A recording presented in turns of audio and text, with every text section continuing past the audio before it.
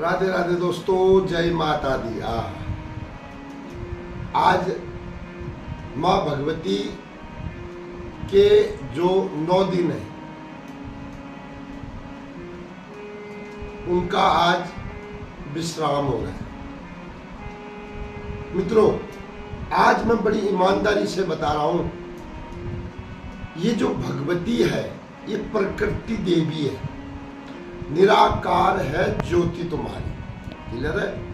तो इस जिससे सारे आकार निकलते हैं, महिषासुर वध में अलग आकार निकला। तो आज ये जो प्रकृति है, इस नवरात्रे से इस समाज को क्या सीखना चाहिए, इस पर आज दास प्रकाश डालना चाहता है, उसी भगवती की प्रेरणा से। अब अंदर की बात तो मैं बता नहीं सकता, लेकिन जो मैं बोलने जा रहा हूं आप सुनना, आपको लगेगा कि वास्तव में माँ भगवती ने अच्छी प्रेरणा दी है। तो ये रहा आपके स्क्रीन पर। ओम जयंती मंगला काली भद्रकाली कृपालिनी दुर्गा क्षमा शिवा धात्री स्वाहा सुधा नमस्तुते। गुरु ब्रह्मा गुरु विष्णु गुरुदेवा महेश्वर गुरु साक्षात परम ब्रह्म तस्मै श्री गुरुवे नमः। माँ भगवती का ये व्रत,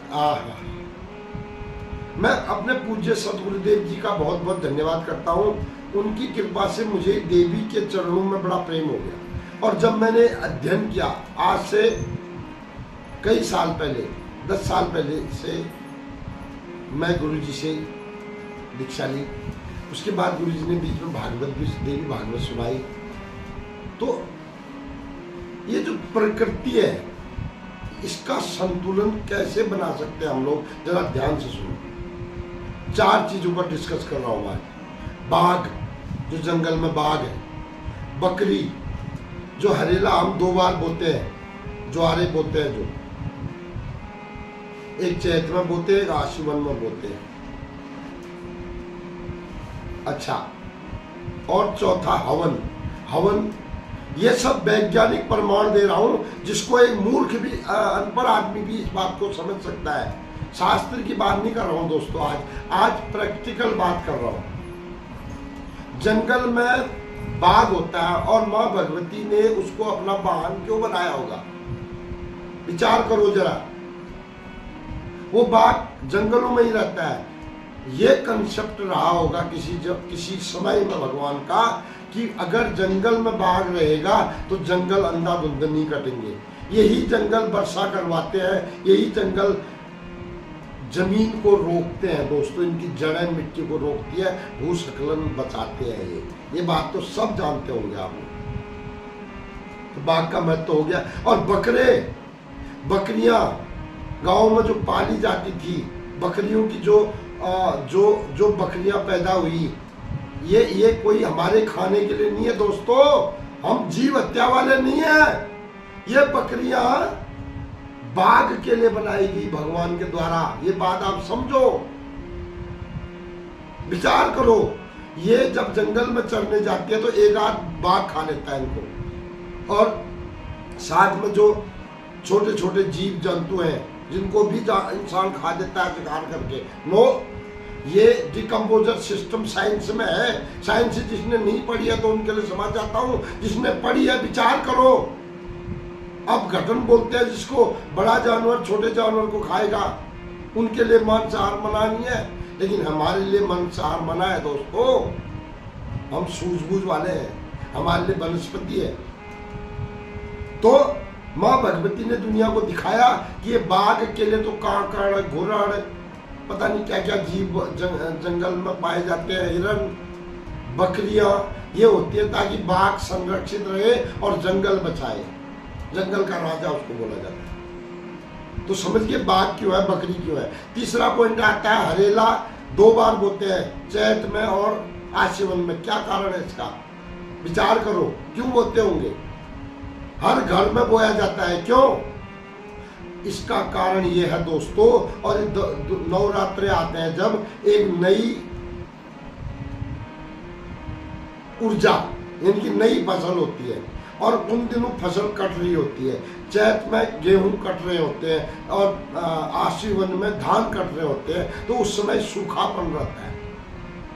उस समय हरियाली आनी चाहिए, क्योंकि हरियाली के बिना जीव जी नहीं सकता। ये हरियाली ही फोटोसिंथेसिस, प्रकाश संश्लेषण की क्रिया करती है दोस्तों, जिसमें कार्बन डाइऑक्साइड को ये पेड़ पौधे अवशोषित करते हैं और ऑक्सीजन को रिलीज करते हैं।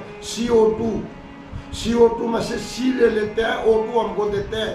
मैं आज पूरे साइंस की बात कर रहा हूँ, थोड़ा बहुत नॉलेज है तो बता देता हूँ ताकि कोई समझ में आएगा। तो पर्यावरण, इसको शेयर करना दोस्तों, यदि ईमानदारी है तो शेयर करना। कोई न कोई इस पर विद्वान लोग सर्च का अवश्य करेंगे। ये बात मैं प्रमाणिक माँ भगवती की प्रेरणा हुई है मुझे, इसलिए मैं ये बात को आज रिलीज कर रहा हूं दोस्तों। जंगल बचाओ, भूस्खलन क्यों हो रहा है? बाघ को संरक्षित करो और बकरियों को ज्यादा से ज्यादा पाल सकते हो तो पालो, लेकिन चराओ खाओ मत उनको। वो शेर के बाघ के खाने के लिए। और चौथा पॉइंट, मैंने हवन की बात बताई। आज हवन किसी घर में, बहुत कम घरों में यह हवन हो रहा है। यह हवन क्यों होना चाहिए? सिर्फ पुण्य कमाने के लिए नहीं, मुझे धन संपत्ति के लिए नहीं दोस्तों। यह हवन जब होता है तो आम की लकड़ियां, बड़ी बड़ी अच्छी लकड़ियां जलती है, अनाज जलता है, इसमें घी जलता है, उससे जो धुआं उत्पन्न होता है, आध्यात्मिक कारण में देवता उसकी सुगंध लेते हैं दोस्तों। और लेकिन याद रखना, उसका जो धुआं है वो अच्छा धुआं एक एक घर से भी जाएगा, एक एक कम्युनिटी से जाएगा, तो वो धुआं बादल बनता है और उस बादल से भी बारिश होती है। वो बारिश हमारी कितनी काम आती है, आप विचार करो। आज बारिश टाइम पर क्यों नहीं हो रही है दोस्तों? कभी विचार किया? नहीं किया। इसीलिए नहीं हो रहा क्योंकि हवन नहीं होता, यज्ञ नहीं होते। क्यों नहीं होते ये यज्ञ? हमारे सनातन धर्म में सब कुछ साइंटिफिक है दोस्तों। ये बात आपको माननी पड़ेगी, मत मानना, नहीं मानना है तो, लेकिन मैं तो बोल रहा हूँ माननी, मैं मनवाऊंगा, किसी को भी मनवा सकता हूँ मैं, क्योंकि ये बात प्रमाणिक है। कोई बच्चा भी इसको मानता है। जंगलों से मिट्टी, जंगलों से भूस्खलन रुकता है, सब जानते हैं। ऑक्सीजन की वैल्यू कोरोना में भगवान ने बताई, क्या समझे?